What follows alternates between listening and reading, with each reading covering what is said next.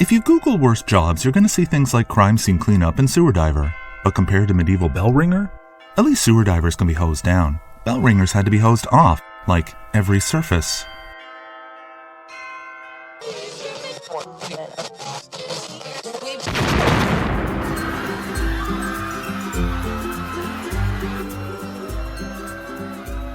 Hello, and welcome to Doomsday, history's most dangerous podcast. Together we will rediscover some of the most traumatic, bizarre, and awe-inspiring but largely unheard of or forgotten disasters from throughout human history and around the world. For example, on today's episode you will hear about people superheating to 5 times the temperature of the surface of the sun. You'll also learn what a terrible job TV and movies have done teaching you about explosions. You'll also learn how to stop, drop, and roll in Latin.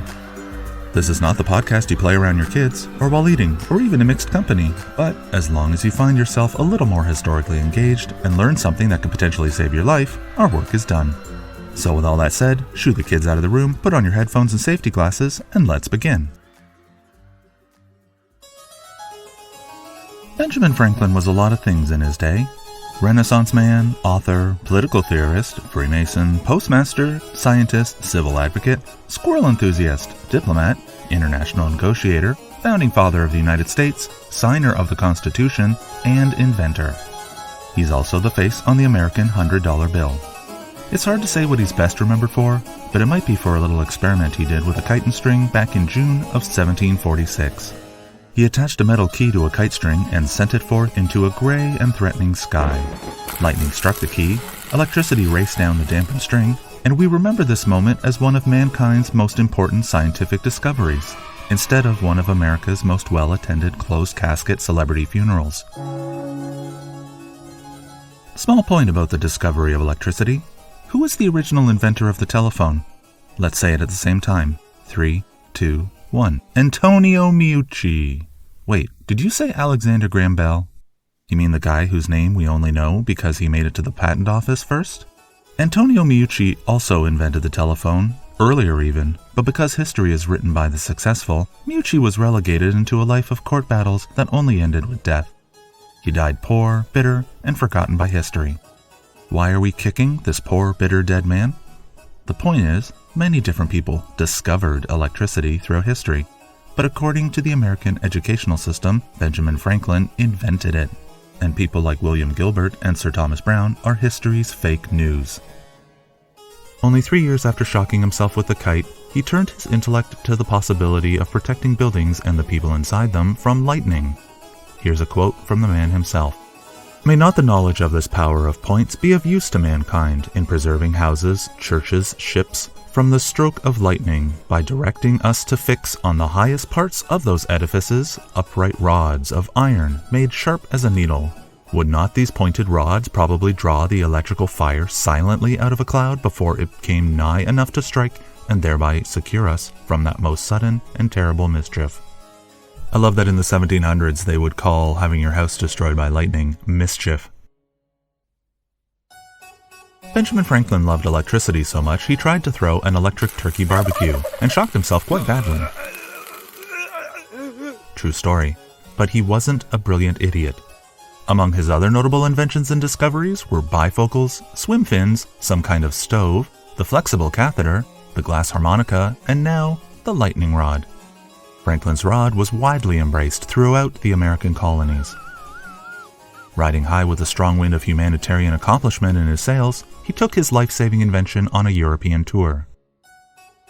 Starting in France, he plied his skill as a diplomat and statesman to illustrate that lightning had been demystified by science. Lightning was electricity, not magic, and more so, with his simple invention, he could help them save lives and property. He said, "I have no private interest in the reception of my inventions by the world, having never made, nor proposed to make, the least profit by any of them." But the French government, like many European governments at the time, was tightly connected to the church, and the church's position on all of this was a straight-up no thanks. The very idea of installing a metal rod on a holy structure to reroute lightning safety into the ground, quote, attempted to control the artillery of heaven and challenge divine will. Snake handlers use this same philosophy to juggle venomous rattlers because they believe God has promised to protect them. Franklin responded to the pushback in his matter-of-fact way that there was no religious objection to having roofs on buildings to protect people from rain. So what was so wrong with protecting buildings and people against lightning? It's a pretty solid argument, but the church countered that thunder and lightning were signs of God's displeasure, and that if God destroyed a building with a lightning bolt, he did so for a reason. Franklin wasn't often left without words, but he was up against a conveyor belt of religious pundits with centuries of ingrained belief under their robes. Lightning has been associated with the divine will of an unseen higher power since we were still learning to walk upright. There isn't a faith in the world that doesn't have some kind of lightning god. The Norse had Thor, Hindus have Indra, Slavic religions have Perun. The list goes on and on and on. In Greek mythology, Zeus used to use lightning the way we use exclamation points. In most depictions, you'll find him with a sizzly bolt at hand, shooting side-eye at someone or some building he had some real or imaginary beef with. Long story short, Franklin pushed his luck, the church wasn't having it, and it nudged the French government into clapping back. It didn't just denounce his efforts to save lives, they doubled down and outlawed lightning rods altogether. Suspension of disbelief is one thing, but Franklin was gobsmacked. He invented the facepalm, then he went home. Take a look at the $100 bill. Look at that expression. That face has "good luck with all of that" written all over it. Side note, to add insult to insult, when he got home, the Reverend Thomas Prince, who was basically the evangelical Jerry Falwell of his day, was preaching that Franklin was a tool of the devil, and his quote-unquote satanic iron rods once driven into the ground created earthquakes. It wasn't a great time for science. If I could have advised him on the matter as long as everyone was taking stupid pills, I would have had him double down and fire back with, "Ugh, you believe in earthquakes?" and kneecap the Reverend's credibility. It's long been said that a tall church lifts the soul to heaven. Others argue that lightning is retribution against man's vanity for building higher and higher. The architect of Glastonbury Abbey in England once wrote, "I want to build a church so beautiful that it will inspire even the hardest heart to pray." There's some truth to the idea that churches are very much in the business of putting butts in seats, and lofty vaulted ceilings with pointed arches seem to inspire the human heart in a way churches with basement windows and tiled drop ceilings never could. So, considering the church steeple was actually the tallest point in any town, and giving lightning's utter thirstiness for the shortest route between the earth and sky, and top that off with a fine coating of metal, or at a minimum steepled with a giant metal crucifix, if you'd been trying to design an object to attract lightning, all I'm saying is you could do worse than a church. You know how you take two magnets and you put them just close enough so that they slap together? That is called the law of attraction, and clouds kind of work the same way. Inside a cloud, positive protons gather near the top, negative ones gather at the bottom. And in the same way magnets jump together, those negative electrons reach out to positive protons stored up in the mortal world below. When a cloud gets just close enough to those protons, say from a tree or a building or a golfer or a church bell, anything tall enough to knock that potential electricity out of its static state, and boom, a connection is made. At home, when you shuffle across a carpet, the gap between your finger and the doorknob will fill with a tiny blue spark and make a little bzzz sound as potential energy turns into kinetic energy. In nature, the gap between the cloud and the earth is filled with a bolt of plasma containing up to 1 billion volts of electricity, traveling at nearly 300,000 kilometers or 200,000 miles per hour, and loud enough to forcibly empty your bowels on demand. But enough about lightning. We're going on a trip. Pack your Sunday best and passport. We're heading to Italy. Today's story takes us to the beautiful city of Brescia, about halfway between Milan and Verona in the northern Italian region of Lombardy, seated right at the foot of the Italian Alps. The surrounding region is truly magnificent and boasts some of the most fantastic scenery in all of Italy, which is saying a lot considering how beautiful Italy is. Brescia is chock full of the kind of stuff that makes Italy the 5th most visited country in the world. To describe it as beautiful and historic is just lazy. To walk the streets, alleys, and public squares of Brescia is to walk through a city that has played an important role in historical events since the Roman Empire. It houses the best preserved Roman public buildings and monuments in all of northern Italy. Medieval, Baroque, and Renaissance buildings overlook sprawling piazzas lined with cafes and museums, decorated with masterworks by Italian artists. Oh, and it's situated against a shimmering mountain lake as clear as a mirror and surrounded by lush green mountains dotted with small villages and vineyards. It even has an honest-to-God medieval castle with a moat and everything. UNESCO loves this place. Today we're going to focus on one building in particular, the Bastion of San Nazaro. The Bastion of San Nazaro was, back in its day, a medieval-style stone-structured church with one main square and steepled bell tower adorned with a giant metal crucifix. Inside was home to beautiful, historic mosaic tile floors, detailed stucco artwork, sculptures, and colorful medieval frescoes. All the details you might expect to find in a historic church. Rosaries, holy water, communion wafers, and gunpowder. The sky over Brescia grew dark as a storm appeared. The date was August the 18th, 1769. The priests played a serious round of parchment rock shears, leading to two of the men issuing heartfelt goodbyes. In Christian tradition, bells are important for all kinds of reasons. They call worshippers to service. They announce times of daily prayer, approaching armies, weddings, funerals, whatever. They're the alarm app of the medieval world. If you were the designated bell ringer and a thunderstorm approached, it was your job to ring the bells and ward away the lightning. Your church bell is even inscribed with the Latin phrase, Fulgere frango, which means, I break up the lightning flashes. It was said that over the previous 30 years, lightning had struck 386 churches in France alone, killing at least 103 bell ringers, and that was just in France. I heard a similar statistic for Germany, but I couldn't confirm it through a secondary source. Now technically, you could lie your way out of this job for the low price of only 3 Hail Marys. I imagine the priest reminiscing about the fun times they shared, choosing their words carefully so as not to portray their angst. After kind farewells, they part with a handshake that lingers just a little too long as they begin climbing the bell tower, probably thinking of the words of Luke, chapter 10, verse 19, where Christ declared, Behold, I give unto you power to tread on serpents and scorpions, and over all the power of the enemy, and nothing shall by any means hurt you. They continued their climb, in the rain, so they could ring a giant hunk of polished metal attached to a soaking wet rope. You already think you know where this is going. You do not. Believe me, you don't. Let's take a step backwards. When cannons first appear in Europe back in the 1300s, they were like catnip to military leaders looking to put bigger and bigger holes in their enemies. This led to bigger and bigger cannons, which required more and more gunpowder. By the 1700s, they were pumping out cannons 10 feet long, weighing 20,000 pounds, or 9,100 kilos, for those times when you absolutely positively have to turn squadrons of people you disagree with into paste. The church was totally down with the idea of turning non-believers over to the great hereafter. Weirder still, European governments completely bought into the idea that, despite all available evidence to the contrary, including having to regularly spatula heavily cooked priests out of bell towers, that churches were so well sanctified that no one would dare defile or attack one. Except for God, who seemed to attack them frequently. Do you know what an act of God is? It isn't a religious term. It's a legal one. An act of God is a natural hazard outside of human control, extremely unlikely and not preventable, like a hurricane or a tsunami. Pretty sure the term was invented by insurance companies as a way of invalidating your claims. Anyway, churches were the perfect and obvious place to store valuable or sensitive materials, and I don't mean state secrets or dirty pictures.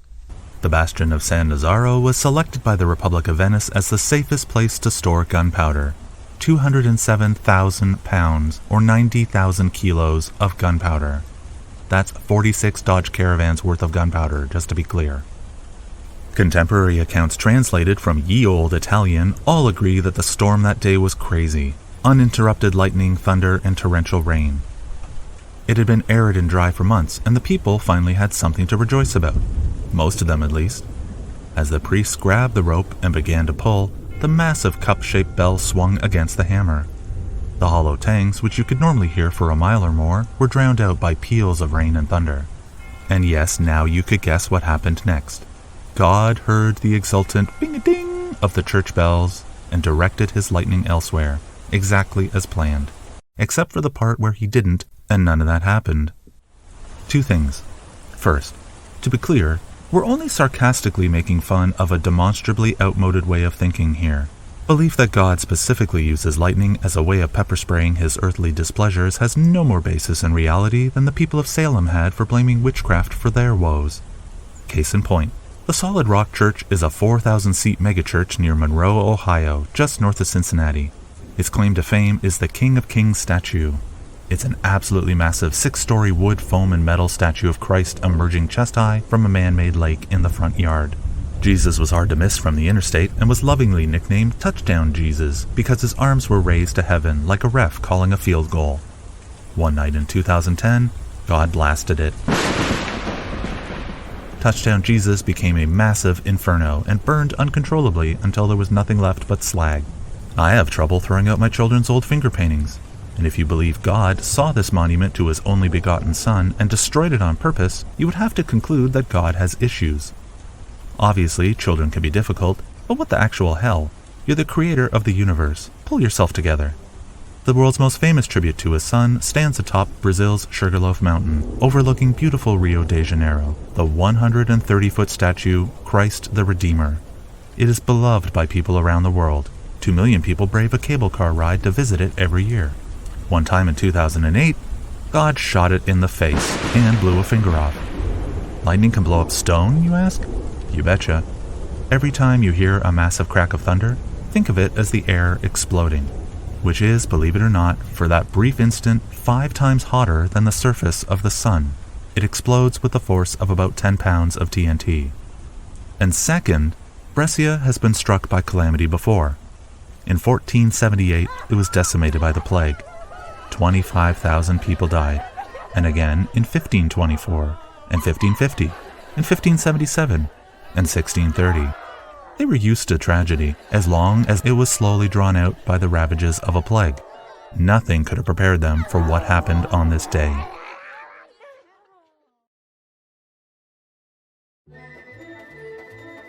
Lightning strikes around the world about 100 times every second, and every year it hits about 24,000 people, but 90% of people struck by lightning survive.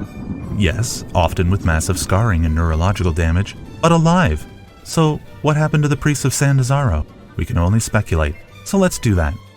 To do that, we're going to slow things way down and spend some time inside the 3 milliseconds it took for the lightning to pass through their bodies. Their hair and clothing likely singed or caught fire. It's more likely it was shredded by the explosive force of the blast wave. They were likely wearing a rosary or a crucifix at the time. Any metal objects would melt into their skin, creating a uniquely emo look. Ruptured eardrums are expected, along with a whole world of pain. One survivor of a lightning strike described it as feeling like the pain of 1,000 wasps stinging from within. Blood vessels bursting in the skin can sometimes create a pattern of scar tissue that looks like the limbs of a tree. It traces the path the electricity took through the body. If the lightning exited through your feet, the force could literally blow off your shoes. But wait, there's more. Immediately after being struck, the shock will disrupt the heart's electrical rhythm, like a needle knocked off a record, resulting in cardiac arrest. The shock could also cause seizures or respiratory arrest. If the electric current enters the skull, it could literally cook your brains, resulting in brain damage, paralysis, or coma. But let's say they've survived all of that. They would probably be faced with a lifetime of neurological afflictions. Survivors have experienced personality changes, mood swings, memory loss, chronic pain, and Parkinson's-like muscle twitches for the rest of their days. Now, if they did survive all this, it's exceedingly rare, but lightning strikes can actually lead to the unleashing of strange super talents. The priests could have walked out of that tower with laser eyes. That's a lie. 3 more Hail Marys. In a blog post for Psychology Today, University of Miami neuroscientist Barrett Brogard wrote about an orthopedic surgeon who was struck by lightning and was left with the urge to learn to play the piano. He began composing music he had mysteriously started hearing in his head, and after a few months he quit surgery and became a classical musician. The best theory is that cell death caused by being struck by lightning could flood the brain with neurotransmitters that cause a rewiring of neurons, which means they're using areas of the brain that were previously inaccessible. Roy Sullivan was a U.S. park ranger in Shenandoah National Park who survived being hit by lightning 7 different times, and he had the singed ranger hats to prove it. After Harold Deal was struck, he could no longer feel the sensation of cold. Edwin Robinson claims a lightning bolt returned his eyesight, which he'd lost in a car accident 10 years earlier. Lightning can be weird and random. But don't worry, your chances of getting hit by lightning are 1 in a million, depending on the sources cited. That's the same as your chance of being killed by flesh-eating bacteria. Literally. Sorry for putting that in your head. About 50 people are killed by lightning a year, so statistically that means you are 50% more likely to be run over by your own lawnmower. And that's not hyperbole. So let's say you're outside and a thunderstorm sneaks up on you. What can you do to better your chances of telling the story in your own words out of your still living face? Seek shelter in the lowest area you can find. If you can find dense growth or small trees, mix it between them, but not too close. Avoid overly tall or isolated objects like trees or flagpoles. Lightning, as we've seen, does like to strike the tallest object in an area. Oh, and stay away from water. If you're outside and you see metal objects lightly glowing, or your hair starts to stand up, or your skin tingles or crackles, here's the move. Get as low as you can, but don't lie down. You gotta keep your butt off the ground. Crouch down like a baseball catcher. You don't even want your heels on the ground. You sit on the balls of your feet and put your heels together. This way, if lightning strikes the ground first, it improves your chances that it'll travel up one foot and out the other instead of lighting up your central nervous system. And try not to soil yourself. You're trying to make yourself less conductive. Another pro tip, the sound from a lightning strike can be around 120 to 150 decibels. That's about 10 times louder than a pneumatic jackhammer, so place your hands over your ears to protect yourself, unless you want the last thing you ever hear to be the sound of whimpering and quietly soiling yourself against advice. Cars are good places to be. Bathtubs and showers, not so much. You want to stay away from windows, sinks, toilets, tubs, showers, electrical boxes, outlets, appliances. Basically anything that connects to the outside world by metal wire or water is a potential path for the extremely unlikely possibility that lightning can jump through them and into you. Super rare, but it does happen. So what does happen if someone catches a bolt? Crispy aesthetics and a smoky new look, lack of a pulse, no visible breathing. First thing to know, there's no danger in helping someone who's been struck by lightning. The electricity is already passed. What they're going to need is the TLC of CPR immediately. Here's advice from the American Heart Association. If you're not trained in CPR, then provide hands only. That means uninterrupted chest compressions of 100 to 120 beats per minute until the paramedics arrive. You can keep the pace of staying alive by the Bee Gees in your head. You can use bop, but I'm always afraid that if you're actually kind of humming along to it, people are going to think that you're not taking CPR seriously enough.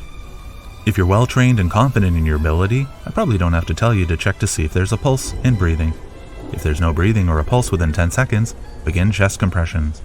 You start CPR with 30 chest compressions before giving 2 rescue breaths. The priests of San Nazaro, on the other hand, were well beyond the possibility of medical intervention. When the lightning connected with the church that day, the priests were instantly killed in the shortest-lived tragedy in the history of recorded history. That's not an actual title of record, but hear me out. See, lightning travels at 320 million feet per second, so 1/90 millionth of a second after the priest's entire central nervous system shut off, the current continued through the steeple, down the walls, into the basement, where it found, ignited, and detonated the gunpowder. The first tragedy of their electrocution was utterly erased by the devastating explosion of the gunpowder, which likely transformed them into something between a superheated mist and a flaming aerosol and blown away. Chemical explosions burn rapidly, producing a massive amount of hot gas that expands just as fast, creating a wave of pressure strong enough to blow anything out of its path. Ever see old-timey footage of nuclear tests on model towns? Before the blast carries everything away, you see an invisible wall roll up, kick in the doors and knock over all the trees. That's the shockwave. It's a perfectly spherical, invisible wall of air and dust that pushes everything out of its way. You can't see it because it's made of air. You can only see evidence of it as it hurtles towards you with incredible speed. When you feel a light breeze on your skin, it's because air has weight and substance. It can fly a kite, or muss your hair, or remove all your patio furniture, or turn your home into kindling. Air is a real thing, and you can feel it. The fastest wind speed ever recorded on Earth was 372 kilometers or 231 miles per hour at the Mount Washington Observatory in New Hampshire, which is drivable and totally worth visiting, but will ravage your brakes on the way back down. The fastest wind speed ever recorded in a tornado was 484 or 301 miles per hour near Moore, Oklahoma in 1999.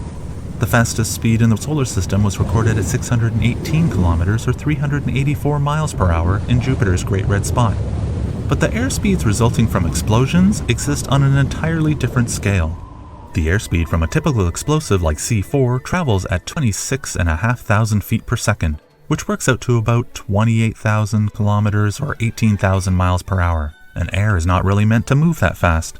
You know how when you walk through water or even just run your hand through it, you get a little wave pushing ahead of it trying to get out of its way? Explosions do the exact same thing with air. It compresses it while pushing it out of the way of the shockwave until it's as dense as a brick and traveling about 180 times as fast as a Dodge Caravan. Hollywood has done a terrible job educating you on how explosions actually work. Most people don't think about this, but did you know that there's about 60 miles of air between us and space? And all the weight of all that air puts about 15 pounds a square inch on your body? We've been kinda used to it since we were born, but shockwaves are a different kind of animal. Shockwaves put an overpressure on your body, which just means pressure above and beyond what you normally experience. About 1/2 pound of pressure per square inch can break a window. About 1 pound can nicely tussle your hair. Experiencing 5 pounds per square inch of overpressure can blow your ears or eyes out. Health tip: if you're fast enough and you can decide between one or the other, covering your eyes or ears with your hands can actually offer some protection by muting the overpressure. Good news for ears, they're the go-to. Bad news for eyes though, no one ever grabs their eyes during an explosion, and no one in history has ever made the split decision to spontaneously protect one eye and one ear this way. Soldiers who fire artillery are taught to face away from the blast, as a shockwave can actually travel into their mouths and cause their insides to puff up like a balloon. About 15 pounds per square inch, and you can expect lung damage. A shockwave may have traveled down your windpipe and destroyed the tissues that make breathing possible.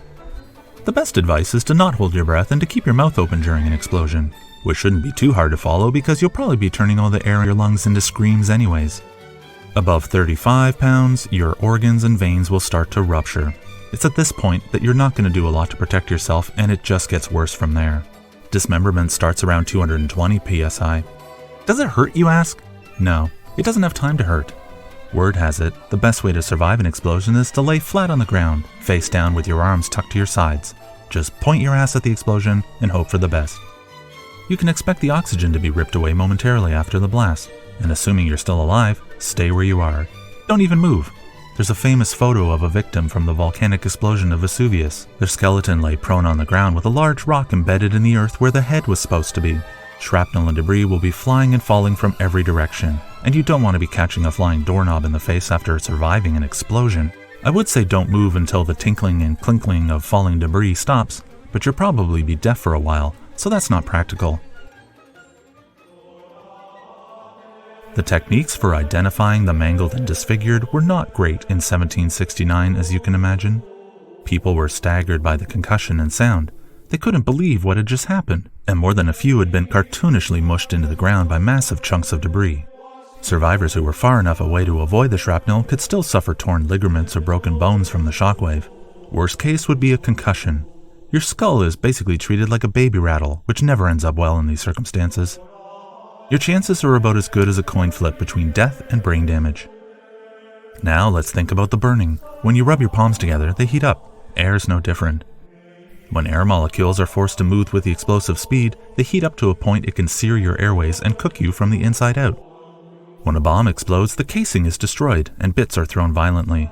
When these fragments strike buildings, concrete, masonry, glass, or even people, they fragment further, and so on, like that scene from Gravity. So what happens when the bomb's casing, as in this case, is a massive stone building? Let's take a simple artillery shell to illustrate. There's enough propellant in a single artillery shell to launch a several-pound projectile for miles, and that's only a couple of pounds. This was 1/5 of a million pounds of propellant. All buildings are built to support their own weight. We talked about that in our last episode. They carry a heavy load, and compressed by gravity and held in place by the genius of their own design. The one thing you never think of, though, is how well would they hold up when the forces pushing on them were from the opposite direction. Pressure from the rapid expansion of powder into fire and gas pushed up in all directions, expanding as it goes towards the walls and ceiling. In a smaller explosion, like a natural gas explosion, the walls would blow outward and the roof would collapse in on itself. When you're talking about an explosion you can measure on the Richter scale, everything wants to move out of its way, breaking apart as necessary to do so. If you were far enough away to survive the blast and blast wave, and were fleet of foot and fairly observant, you could have possibly dodged the huge stones weighing hundreds of pounds and arcing through the sky, but not so much the smaller apple, fist, or pebble-sized pieces whizzing past as fast as gunfire. The largest stones were thrown in a radius of 1 kilometer or 6/10 of a mile around the explosion. One surviving witness wrote, "The tower shivered in 1,000 pieces and fell upon the city in a shower of stones." Doors of houses and shops and even the massive heavy city gates were blown open by a blizzard of glass and debris. The injuries from these kinds of projectiles were immense, especially when your natural reaction is to turn towards the sound that surprised you so, giving most of your sense organs and genitals an unprotected view. There's another thing about explosions you never think of. You know when you put a candle under a glass and all the air burns up and the flame suffocates? You lift the glass and the surrounding air rushes back in to fill the vacuum. Fire loves oxygen, eats it all up, Once it's done, if it heats enough in a given space, it basically creates a giant vacuum, as if you've taken a giant sphere of breathable air and teleported it somewhere else. And all that surrounding air is going to want to rush back in to refill that space, just like water. Imagine just barely surviving an enormous explosion only to be riddled with debris as a tsunami of air rushes back over you, carrying whatever glass and debris happened to be around. The explosion that day didn't just destroy the bastion of San Nazaro. Before and after sketches showed a full sixth of the city had been erased and replaced with rubble. Those massive chunks of stone tore through houses, buildings, and even other churches. The damage was extensive. It turns out, church bells don't deflect stone either. 18 years earlier, Benjamin Franklin became the first person to use electricity to detonate an explosive, so he knew what he'd been talking about, and the story proves him out. After concluding his failed European safety tour, he returned to America, to his beloved pet squirrels and morning air baths, anxious to begin his work on the I Told You So Hall of Fame. And in case you missed it, airbathing is basically airing out all your junk for about an hour a day. Back to Brescia. Again, because of the lopsided contest between the durability of the human form versus the concussive force of 100 tons of gunpowder exploding, an exact death toll was hard to come by. It's like we say, if the explosion is dramatic enough, it acts as a kind of magic eraser for evidence. The most commonly stated body count was as many as 3,000 people, with another 800 injured. Survivors would have wandered the streets and foundations of Brescia like zombies, smacking their heads, trying to coax their hearing back. Some maybe missing a limb or an eye. Some maybe straight up Porky Pigging it with their clothes blown off. Think about how sore you are the day after a heavy workout. Now imagine that multiplied after being ragdolled through the air and peppered with debris like a paintball test dummy. The hardest part of researching a disaster more than 200 years old is the quality of records kept and extrapolating fact from fiction. Today's story required a lot of translation from old-timey Italian writings that captured a lot more character and detail of the disaster. No records were kept of the size of the crater left by the blast, but here's my cheap Mythbusters math on how it would have played out. 200,000 pounds of gunpowder is the equivalent of 1,000 tons, which is the equivalent of 1 kiloton of explosives. A half-kiloton explosive tested in an explosives testing range in Nevada left a crater 40 feet deep and 72 feet across. That bomb was buried 2 feet under the ground, and the deeper an explosive is buried in the ground, the more hugged it is by the terrain. And with nowhere else to go, it forces all the power of the explosion upwards. According to the Kelly Kiloton Index, an adorably named guide to explosive sizes, the Brescia explosion would have registered as a 4.0 on the Richter scale.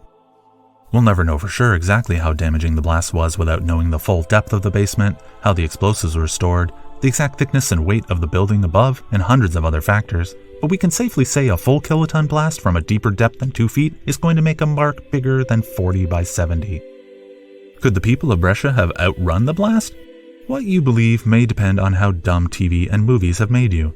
The following is a passage from tvtropes.org about surviving explosions. This time-honored action sequence has a few twists as well. There's the rocket jump, where an action hero uses the power of a blast to propel him to some sort of advantageous position. There's the Out of the Inferno, where our hero is engulfed in flames and smoke for a brief nail-biting moment before emerging essentially unharmed. And the Badass Normal, in which a tough guy simply walks away, calm, cool, and collected, perhaps lighting a cigarette as a car explodes in the background. According to the U.S. Department of Homeland Security, quote, the minimum evacuation distance is the range at which a life-threatening injury from blast or fragmentation hazards is unlikely. The minimum safe distance from a 5-pound or 2.5 kilo pipe bomb is 1,200 feet or 360 meters. So no, you cannot outrun an explosion, unless you're just looking for something to do with the last few seconds of your life. Speaking of dead people, let's get back to the priests. The title of saint tells us 4 things: that the person lived a holy life, is in heaven, is to be honored, and that they probably died terribly. More often than not, early saints were euthanized for their faith in all sorts of creative ways. A little research on the deaths of various saints led to some notable discoveries.